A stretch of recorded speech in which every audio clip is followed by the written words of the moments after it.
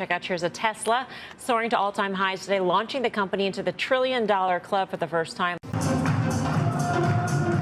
Elon Musk busted out his signature dance moves on Tuesday as Tesla officially opened its Gigafactory in Germany, the company's first manufacturing facility in Europe. It is the machine that builds the machine. The factory is the product. Relative to production, prototypes are easy.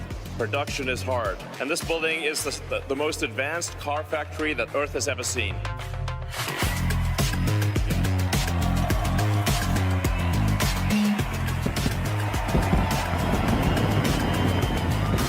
Who's Time's Person of the Year? The Person of the Year is Elon Musk. Let's change the rigged tax code so the Person of the Year will actually pay taxes and stop freeloading off everyone else.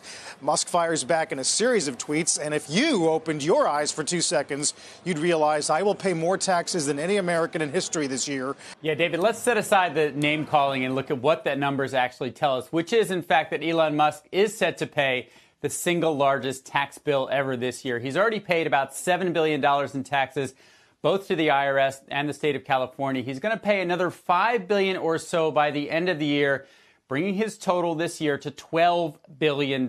You changed the whole story, Mary, wherever you are. There you are. You did, Mary. You electrified the entire automobile industry. I'm serious.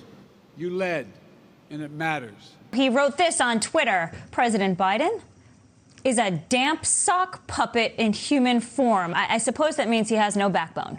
Elon Musk is taking over Twitter to the tune of $44 billion. After weeks of corporate wrangling, Twitter's board of directors accepting the billionaire's buyout offer in a unanimous vote. Elon is not going to buy Twitter. Where did you hear that before? From me. Mr. Musk just tweeted, "The bird is freed," to his 110 million followers. When Elon Musk made a surprise entrance into Twitter this week, he was carrying a bathroom sink. "I'm in Twitter HQ. Let that sink in," he said. Take a look at what's happened to Tesla over the last 2 years. You talk about a roller coaster ride, because we're looking at shares now trading at a 2-year low. You've had the Tesla stock sales, which had to go to fund his acquisition of Twitter. There's no story to drive this stock. Look what's happened over the last 3 years, or the last 5 years, when you have the Model Y, the Model 3, the accelerating sales, the accelerating production. Let's talk about what they have on deck right now. Tell me what's next for Tesla.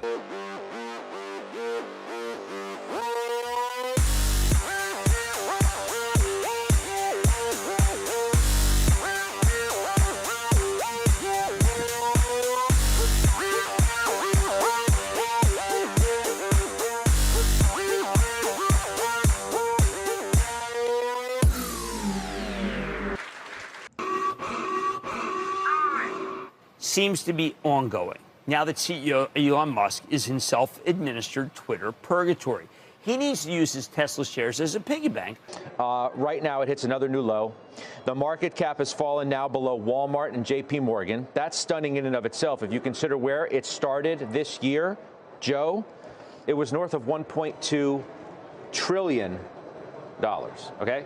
Now, it is, as I look at it now, it is like $355 billion. That when you look at the metrics behind the profits and losses and manufacturing and production from Tesla, there's no indication that the company is slowing down. Take a look at this. Revenue this year up 579% compared to 2021. EBITDA up 167%. Deliveries up 45%. Just a hair under their guidance, if you will, their rough guidance of increasing deliveries on an annual basis by at least 50%. And then in terms of its market share, at least here in the United States, they're still king of the hill. Roughly 2 out of every 3 electric vehicles sold in this country are Tesla models, and that's not going to change anytime soon.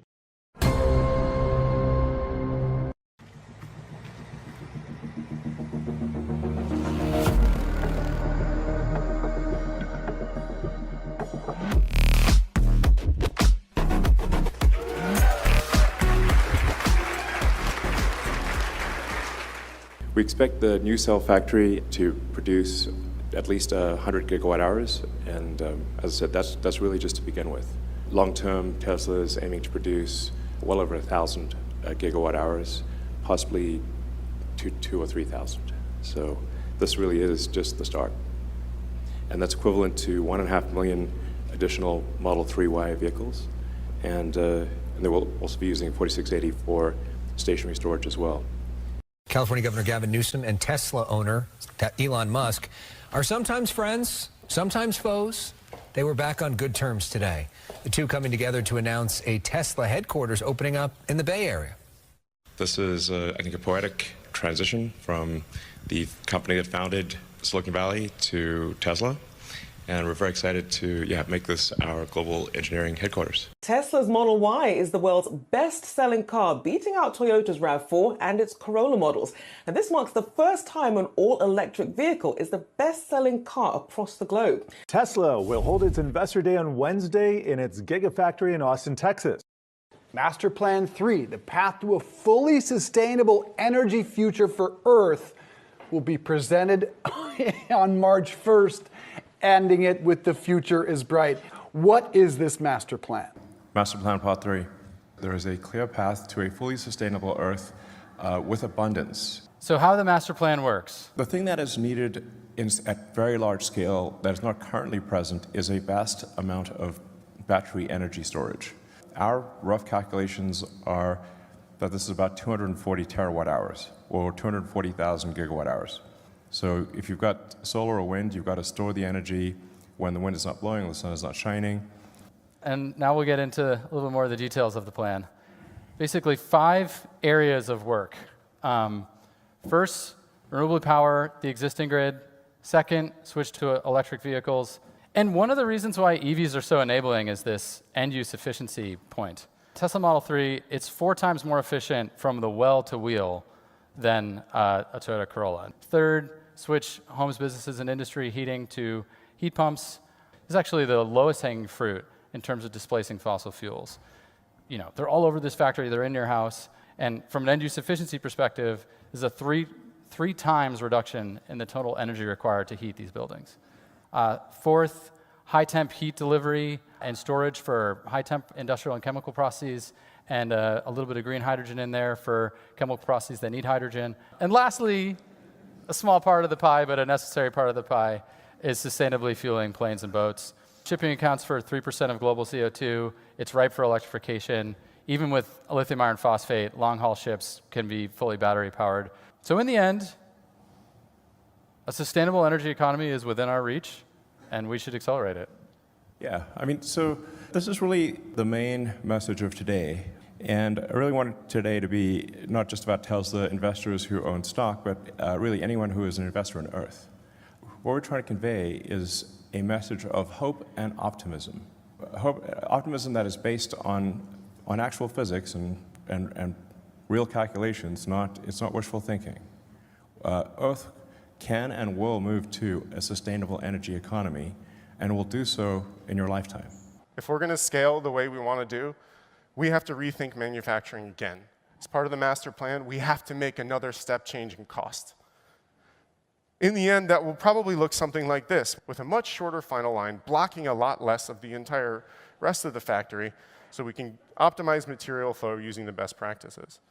And what that means, it's going to look something like this, where we build all the sides of the cars independently, we only paint what we need to, and then we assemble the parts of the car once and only once. We put them where they need to go. The interior is attached from a bottom-up or a top-down strategy, so there's more access for those robots and people. We aren't moving heavy objects around and doing nothing to it. And it means we're doing more work on the car more of the time. And then when we take all of these tested sub-assemblies and we put them together, we finally assemble the car only one time, putting the sides on with all of their parts to a front and rear that was already assembled, carrying the floor in with the seats, and finally boxing it out with the doors one time, just like Cybertruck. So in the end, you get the same car. It leads us to greater than 40% reduction in footprint, which means we can build factories faster, with less CapEx and more output per unit. Faster, less CapEx, more output per unit dollar. We'll reduce costs as much as 50%. Yeah, the vibe wasn't good. Simply put here, take a look at shares here on the day. They're moving lower by about 7%. And this comes after Tesla's investor day when there were details significantly lacking here. You know, people always want to know what our next product is. But this is not the time to... we obviously need to have a proper, dedicated product launch. I just want to emphasize that we are actually building a new product. We are actually designing a new product. We're not sitting on our hands here. There are 2 new products that I think you will be very excited about. Elon's guess is that that will probably make in excess of 5 million units a year of these 2 models combined. So a while back, I predicted that the Tesla stationary battery pack business would actually grow faster than the automotive side of things, and that's exactly what has happened. You can see it's an exponential curve, growing at a rate that is even faster than our vehicle sales. Now for a look at today's business stories, and we're going to head to Shanghai, where electric vehicle maker Tesla has signed a deal to build a new factory in the Chinese city, but it won't be producing electric cars. That's right. This factory will be producing what Tesla calls megapacks. They're large-scale energy storage units that help stabilize electricity grids, for instance. The plant will be Tesla's second in China after the electric vehicle factory built in 2019. The energy business, which has always been very small, is now the highest margin business. It's 24% margins. The auto business is 16%. That thing tripled in the third quarter versus the third quarter a year ago, and people aren't putting any value whatsoever on that. So we're going to have these at highway rest stops all around the country and around the world. At Tesla, we're really open to other manufacturers wanting to use the supercharged network. You know, so I've seen some articles like, oh, you know, is it Tesla's intention to create sort of a walled garden or something like that? And that is not at all the case. This is not some nefarious marketing ploy. It is simply that we need to have high-speed charging in order to have convenient long-distance travel. And if we were to wait around for everyone to agree on the right approach, it would never happen. So we have to just go out there and do it, and then other manufacturers can join us, or they could copy us, or they could think of something better. Early next year, Ford owners will be granted access to thousands of Tesla superchargers across the United States and Canada. It's part of a new partnership announced on Twitter Spaces by Tesla CEO Elon Musk and Ford CEO Jim Farley. John, take a look at shares of General Motors 2 weeks after its competitor Ford said it would strike a deal with Tesla to use the NACS Tesla charging standard. GM is now saying that it will do the same thing. So starting in 2025, it will be incorporating the Tesla NACS charging standard into its EVs so that GM EVs will then be able to charge at Tesla supercharger sites. Yet another automaker saying, you know what? Let's just go with Tesla. It's a better way to go than to have a separate charging standard. If you talk with those who have studied the public chargers in this country, the ones that are not Tesla, they get terrible reviews. And about 20% of the time, they do not work. Either the credit card doesn't work, or it's slow, or it just plain doesn't work. So GM is saying, you know what, let's give the people who buy our EVs more access, and they'll have access to about half of the Tesla superchargers. On a tech rally, some of these names year to date have been absolutely flying, including Tesla. Shares edging higher for a 12th consecutive day, marking the longest winning streak on record. KGI upgrading the stock to outperform, saying this: Tesla's automotive investments in the US are paying off. Its AI prowess is underrated. We're up by another 1.75, up another 1.8% this morning, Katie. And if that holds, of course, that will be that 12th day of gains, which is a record winning streak for this stock. This rally, if you look over the past winning streak that we're sitting on, it's added about $200 billion to Tesla's market cap. This company is now up over 100% so far in 2023 to go along with that record. In the meantime, EV maker Rivian shares are trading slightly higher this morning, up about 2% after an announcement they have agreed to adopt Tesla's charging standard. Ford and General Motors struck similar deals in recent weeks, securing access to Tesla's expansive North American charging network. Yeah, Oliver, I feel like this is just the latest of the companies that are now joining their North American charging standard. Of course, that is Polestar. This will go into effect 2025, similar to the other companies we've heard from, those being Ford, GM, and Rivian. Well, Tesla inching closer to having an industry-wide universal plug after Mercedes announces it will be the first German car maker to implement Tesla's charging plug. Yeah, add another partner or scalp to Tesla's list of new companies joining their supercharger network. Now with Mercedes in 2024, Germany's first original equipment manufacturer to do this, and we might hear from Hyundai and also Volkswagen. They're also rumored to be speaking to Tesla too. We have seen a long list of companies adopting Tesla's charging standard. Who's the latest now? Kiko, it's Fisker. They're joining the party, the Tesla Supercharger party. Toyota agrees to get on with the same page with some other automakers for a charging standard made by a popular EV company. Toyota says it'll adopt Tesla's North American charging standard system starting in 2025. A big partnership with Hilton. They're going to be bringing those Tesla Superchargers to Hilton. Over 20,000 chargers are going to be at different Hilton brands, and they're going to connect over 2,000 chargers, and you can install 20,000 chargers total. There's a new push to bring more charging stations for electric car owners. Oil and gas company BP is buying $100 million worth of EV superchargers for Tesla. The superchargers will not look like other Tesla chargers, as they will be branded with a BP Pulse logo. Installation for the chargers will begin next year at BP-owned locations and some third-party location like Hertz Car Rentals. Elon Musk looking to dip his toes in yet another business, suggesting on Twitter that Tesla could take lithium mining into its own hands, Musk citing the slow pace of mining as a reason for sky-high prices. Developing news, Tesla might build a lithium refining facility right here in Nueces County. This comes from a public application for tax breaks filed with the Texas Comptroller's Office. Tesla is pitching the plant as the first of its kind in North America, and that the facility will process raw material into a state suitable for battery production.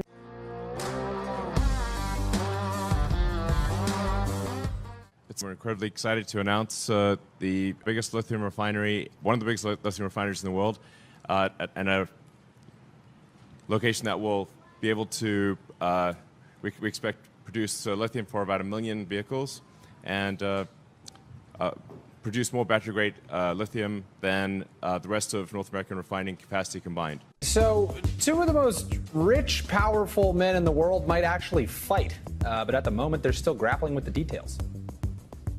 This morning, two of the world's richest, most powerful men might actually fight each other. Elon Musk and Mark Zuckerberg fueling speculation that the two tech giants could square off in a cage fight.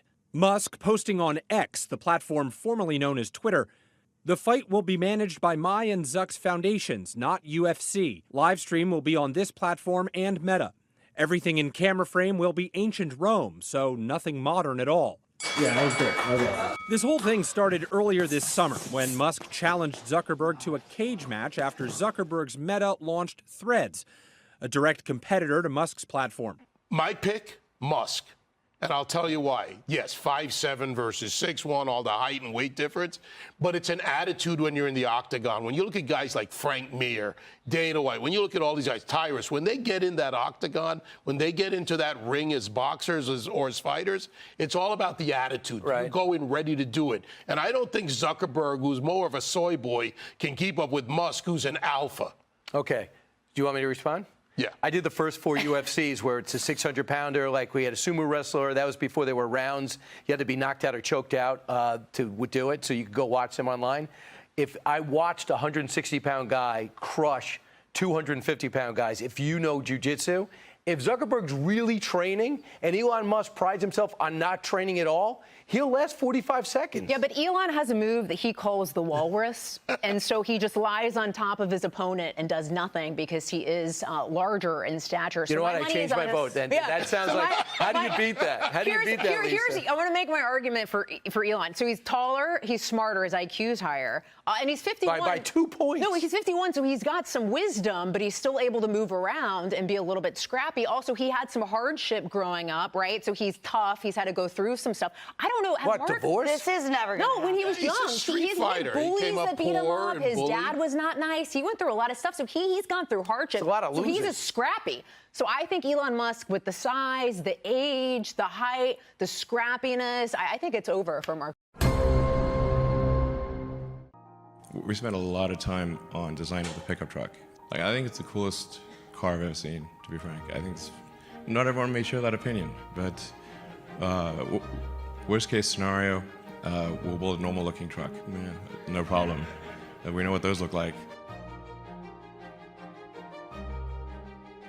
Welcome to the Cybertruck unveil.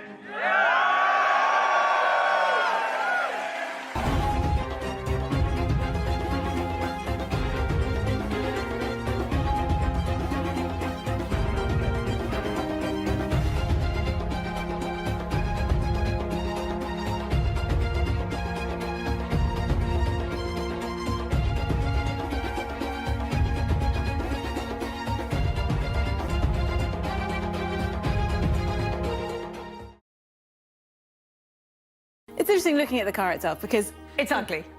You can say it. It's pretty ugly. It's ugly. It's not like your usual pickup. They were actually trolled by another company. Wow, Vodafone UK. Yeah, Vodafone UK. So they are launching, this is clearly a joke, the cyber phone. They've got a cross by the shockproof glass. You can see they've mimicked the Tesla shatter there. But there are various other comparisons out there. There's more than we can possibly include. The angular, futuristic-looking teapot. Coffee maker.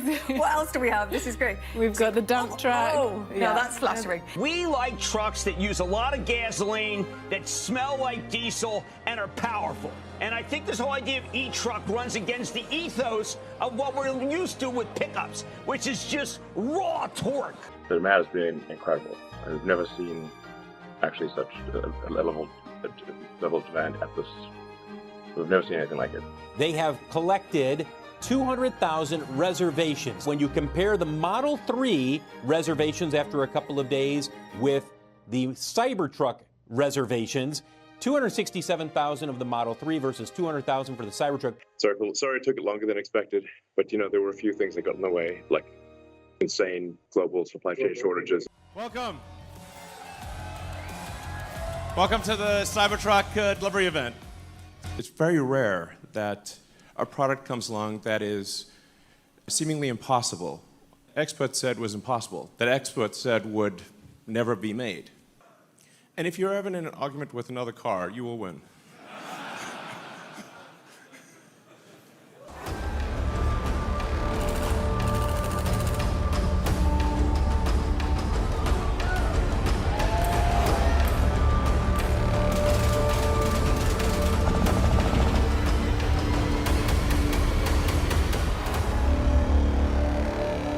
People say, like, well, why'd you make it bulletproof? I'm like, why not? How tough is your truck? Well, here we have the future towing the future. It has steer-by-wire, which is, it's one of the things where most people don't know what that means, but it's how modern jets are designed.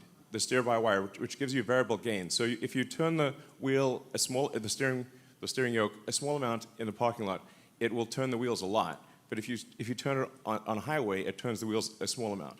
So it dynamically adjusts how much the wheels turn according to what your speed is.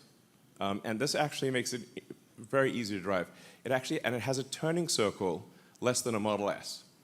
So let's take it to the racetrack and see how does the Cybertruck perform against a Porsche 911. And I should say this is an actual Porsche. We literally just got it from the dealer. 2023 Porsche 911.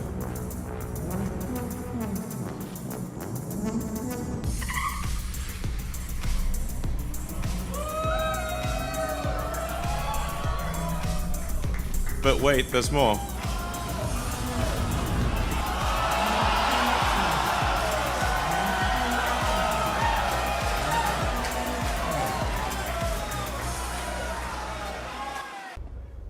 Finally, the future will look like the future.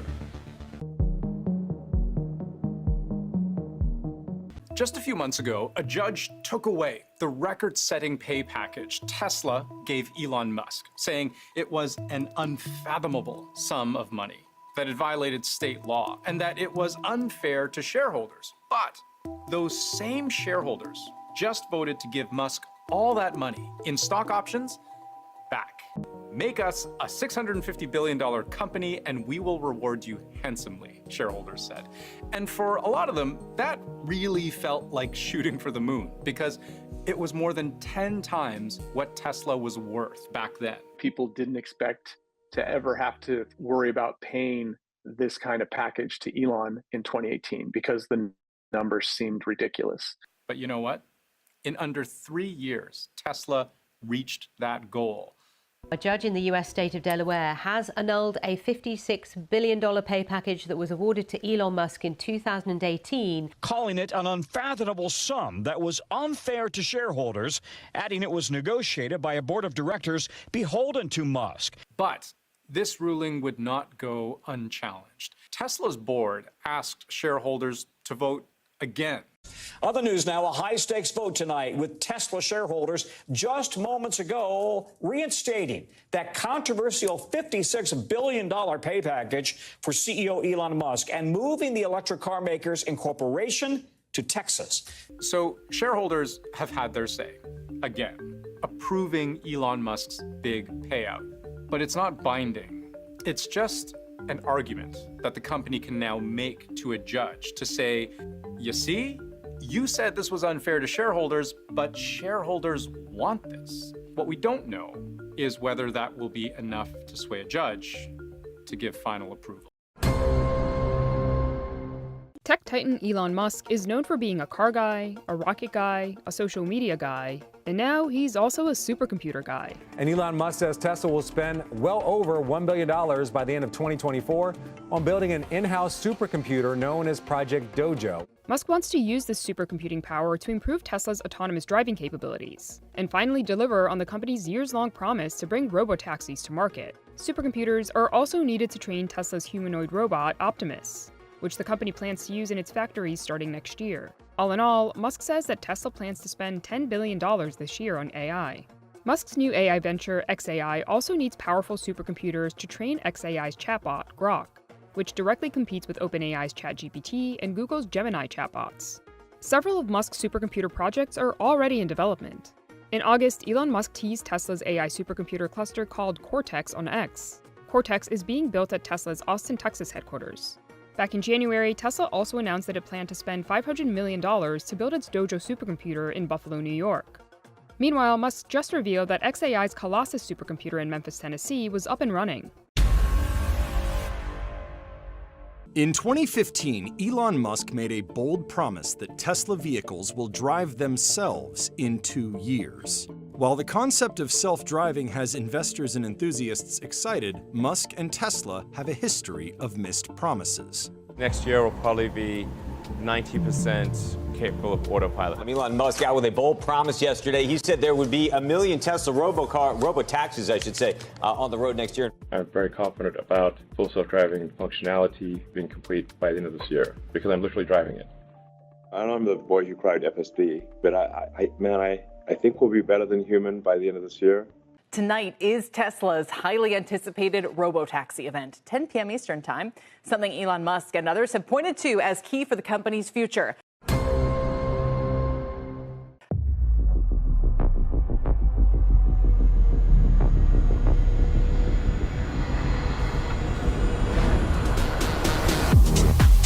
Welcome to the We Robot Party. As you can see, I just arrived in the robotaxi. The cost of autonomous transport will be so low, you can think of it like individualized mass transit. We'll move from supervised full self-driving to unsupervised full self-driving, where you could fall asleep and wake up at your destination. the vast majority of the time, cars are just doing nothing. So what would happen if you have an autonomous world is that you can now turn parking lots into parks. Something we're also doing is inductive charging.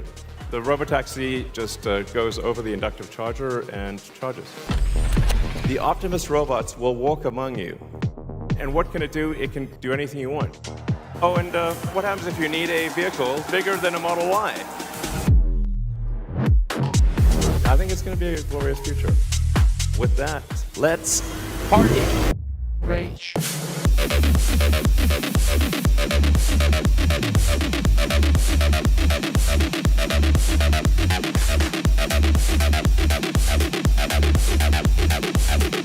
Is that all you got? Beast mode.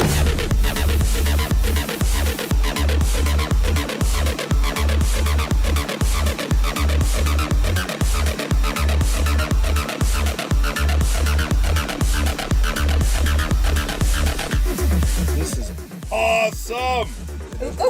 Click and then it stops. That's the point. This is amazing. The future is now. Last night, Tesla had its long-anticipated We Robot event, the big unveiling event for their upcoming robotaxis. And as you can see from the stock's hideous 8.8% decline today, let's just say it didn't go over well. Unfortunately, when the We Robot event finally arrived, the market just was not impressed. When you're talking about robo-taxis, I just don't like this business. Google's in this business, Uber's in this business. There's Waymos everywhere. Okay, they work. Robo-taxis solved, and it's solved by Google. So what Tesla's trying to do is dive into a business that's already been solved by somebody else, and they'll be quite late. After years of buzz about the most powerful launch system ever developed, a rocket meant to bridge exploration back to the moon and ultimately Mars, SpaceX's Starship is officially all systems go. Good morning. On your screen is Starship as it awaits our first ever integrated flight test from Starbase, Texas. Flight directors, go for flight. 10, 9, 8, 7, 6. Ignition. 2.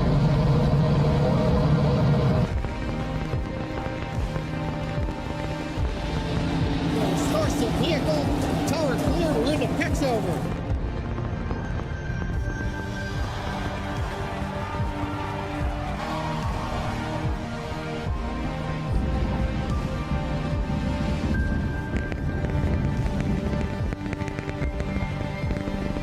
That's another engine.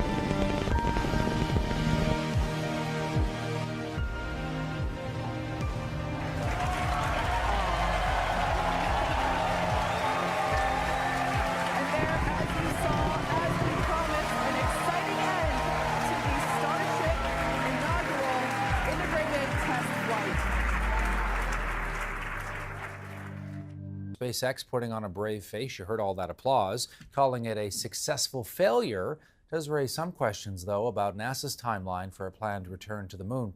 Discuss more. Let's bring in Chris Hadfield, Canadian astronaut extraordinaire, former commander of the International Space Station. Yeah, you say people are putting on a brave face. You have it completely wrong, Todd. This was an enormously successful test flight. I used to be a test pilot in the Royal Canadian Air Force and the U.S. Navy and the U.S. Air Force. This was a terrific day. We learned an enormous amount, and it really bodes well for the future. So tell me, because at first glance, Chris, people see a rocket taking off and it blows up, and they think, that doesn't seem like a success, though. But walk us through why it is. Well, the first flight of the F-14 crashed. The first flight of the F-16 wasn't even supposed to be a flight. It went out of control and the pilot barely limped into the air. The Wright brothers crashed more times than you can count. One of them almost killed Orville Wright. People don't normally see test operations. They just see like airlines and expect everything to be perfect. But this was the very first orbital attempt of the biggest rocket ever built, 33 engines, a vehicle that can give us capability we've never had before. Okay, so what's next here, Chris? What do you think we're going to see in the months ahead? Well, there's a whole bunch of analysis now. Find out what failed and why and how. and then go back through and check their designs and then fix whatever doesn't work. You learn a huge amount from your first try. And then, I mean, it's sort of like a model airplane. You can build all the model airplanes you want, but until you throw one, you don't know if it's an airplane or not. So they need to modify things before they make their next test flight. Just a natural, necessary part of the development of an aerospace vehicle. Elon said a couple months, 3 months, they'll give it another try. And that's a reasonable timeline. Depends what they discover now out of all the data, the telemetry that was coming down, you know, how much they learned and how quickly they can incorporate the changes.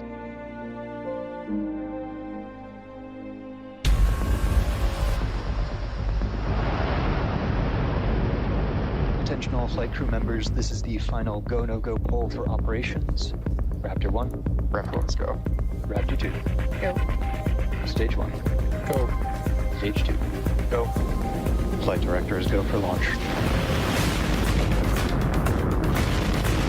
We have liftoff.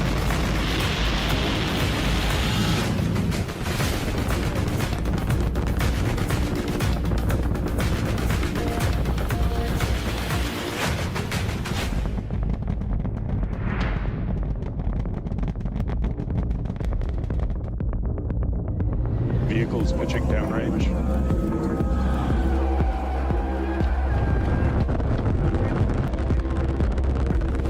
Max Q. Ship engine startup. Stage separation. Booster back burn. On Albion 0, 30 seconds till catch decision. Confirming 30 seconds to make that decision. 10 seconds till catch decision. Hot stage separation confirmed. Flight directors go for booster return. Operator go vote is set true. We are go for catch.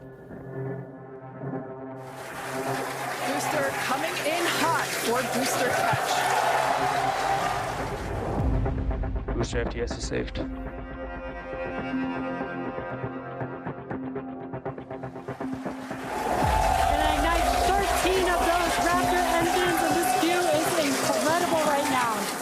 I can't wait for us to hear the sonic boom.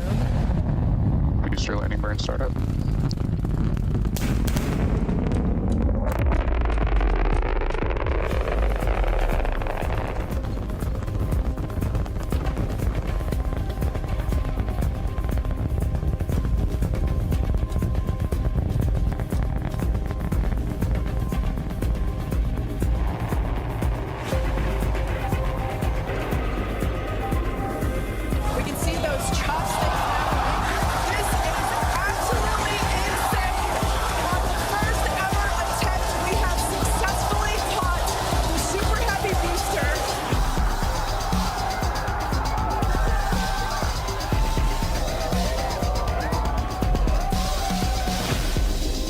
Villa has caught the booster.